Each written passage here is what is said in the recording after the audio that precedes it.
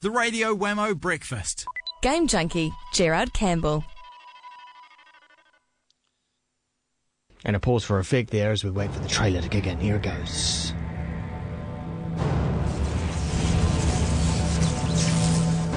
They used to tell stories of a man who saved the world.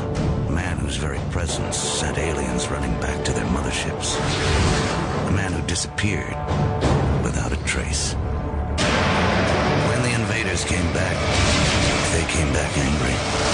They came back angry. What you're listening to there is the trailer for a long-awaited, long anticipated game, Duke Nukem Forever. It's part of an old franchise that goes back to the 90s, and I don't know if today is so much of a game review as sort of a discussion with Gerard Campbell about the merits of such a game and whether or not it has a place in today's industry. Gerard Campbell at stuff.co.nz and the new Game Junkie blog, gamejunkienz.wordpress.com, but I think there's a better URL to that. Gerard will tell us. G'day, Gerard. Yeah.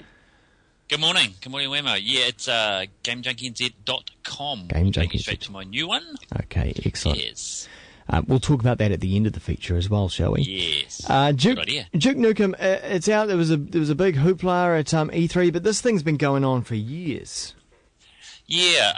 Duke Nukem.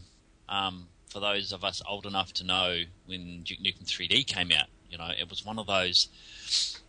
It was one of those classic games that that it was great humour and it was, a really good game. So Duke Nukem Forever has been one of these ones that's been 14 years in the making, and it was, often joked that it was vaporware, meaning, 3D Realms when they were making it, release little tidbits saying, here it comes, but it never sort of eventuated. So it was a bit of a joke in the industry. And then I think when Gearbox Software, the company behind Borderlands, actually said, yeah, we've bought the rights to it and we're going to get it finished. We're going to complete the game, pretty much based on what 3D Realms have worked on. Yeah. I think people started to take notice, but I have to say that I still haven't got a review copy of the game, so I'm... Really? Yeah, I'm still in limbo with that one. I'm sort of not sure where this one's going, but I think it's an interesting one because you've probably seen Wammo too that it sort of created a bit of news on the interwaves last week about, especially on Twitter. Yes. About. Well, I was just going to say, let's give a little backgrounder to sort of how games are reviewed and PR'd, and in particular with Duke Nukem. I was watching some footage from E3 where they had an enclosed room where reviewers and game journalists could go in there and play the game. Now, if you're a video journalist, you're instructed to go in there. You do not give any commentary while you're looking at it, and you do not zoom in onto the screen, or there was all these stipulations around what you could and couldn't do about this game, and if you don't follow the instructions, then you're kind of blacklisted by the gaming industry, and they won't give you games and that sort of thing. Yeah, well, because the gaming industry, game journalists, game writers, and you have got a really strong relationship with PR people. That's how the PR people need the journalists to get the news about the game and previews of the game out, and journalists, writers need the PR industry who promote the specific games. They need them because they need to get information about the games and need to get copies of games. But at the same time, the journalists need to retain their independence, don't they? Oh, of course they do. Yeah, they do. And so it's a very, it's a funny relationship because up until I guess last week when and I sort of mentioned on Ars Technica a lot that that one of a third party PR company that did third party sort of distribution for Duke Nukem Forever sort of took umbrage, I think, with the number of negative reviews coming out about Duke Nukem. I'd spent some time with a sort of a 2-level demo, and I didn't come away that impressed with it, to be quite honest. So I can see where game reviews are coming from. But pretty much, the guy in his tweet had said that, if he said, I can give it to you verbatim. He said, too many went too far with the reviews. We are reviewing who gets games next time, and who doesn't based on today's Venom. Now, that was from Jim Redner, who's from the Redner Group, which is an overseas PR company, which was doing the PR for 2K, which put out Duke Nukem. Yeah, and essentially what that's done is I think that it's you talk to any sort of gaming writer, gaming journalist, and they'll tell you that, they know that blacklisting exists, and, I'm sure all of us at some stage have had a PR company which is not like something you've written, so they've, they might not have spoken to you for 2 or 3 months, or not given you a release or whatever. They went into a half. Went into a half. Yeah. But, but actually coming out in public, on a forum like Twitter and actually bringing it to the fore, that's pretty ballsy, to actually do that. So 2K might have agreed with what he said, but they ended up sacking the PR firm. Yeah.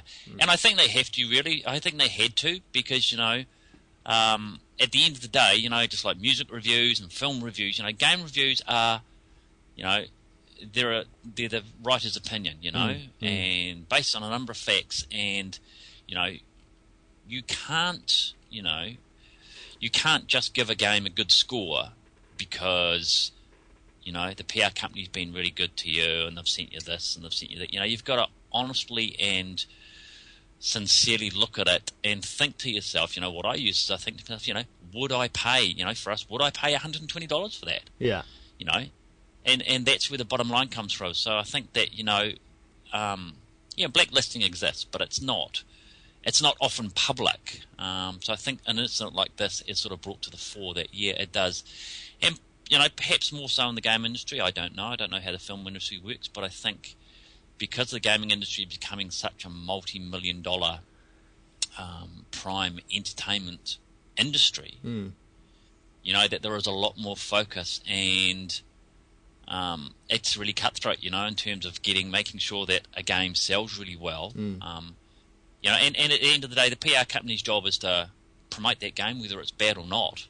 That's their job to promote it. But indeed, the writer's job is to actually, tell it like it is. So looking at your particular situation, where you signed a non-disclosure agreement from 2K almost 2 weeks ago, but you haven't seen a review copy yet, what do you make of that? Well, I don't know. I mean, it could be. I did my preview and I wasn't glowing at the Duke Nukem, so there's one way that I could look at it and say, oh, well, maybe, they didn't like that and they haven't sent me a copy. Or I could think, well, maybe the mail system's so appallingly bad at the moment, ash clouds and earthquake-related bits and pieces, that it hasn't arrived or they've forgotten. I don't know. But, you do sort of start to read things into it thinking maybe, well, it's been almost 2 weeks since Duke Nukem came out. There's not a copy here. Other people are getting copies. It's, I'm probably reading too much into it, but it sort of does make you think, well, is it a game that I really want to review anyway? Yeah.